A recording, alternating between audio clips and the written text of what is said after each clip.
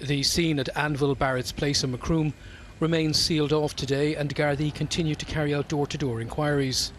Friend and neighbour of Mr Foley's, Tim Horgan, said he will never forget the events of yesterday. I'd seen him for a couple of days, because normally he'd be around the place. So I went up and I knocked the door, knocked the window, and I started curtains were closed. And then I came back, walking back down, and I met the keeper coming up. I said I was knocking there for a few minutes. I said, he might be aware, I don't think he's there or anything.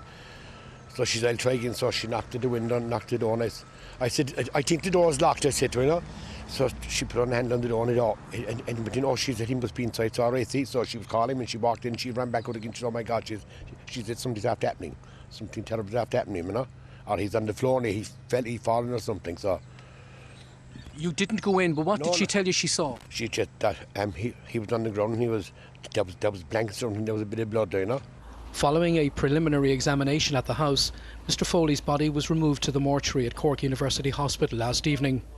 Today, people in Macroom said the death of Michael Foley is quite scary.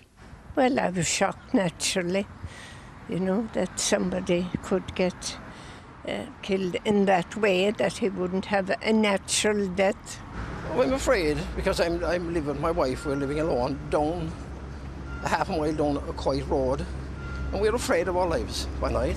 Mr Foley, who'd been living in Macroom for over a year, was aged 61. Too young. He's very young man, you know. So it's just very sad. 61 years of age.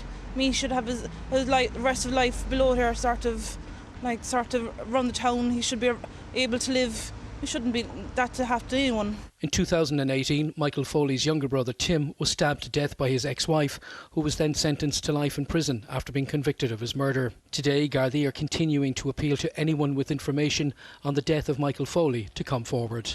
There's a deep sense of shock and sadness here as people try to come to terms with the death of Michael Foley. Locals who are now leaning on one another for support are horrified that Mr Foley and his brother Tim have met such tragic ends. Paul Byrne, Virgin Media News, Macroom, County Cork.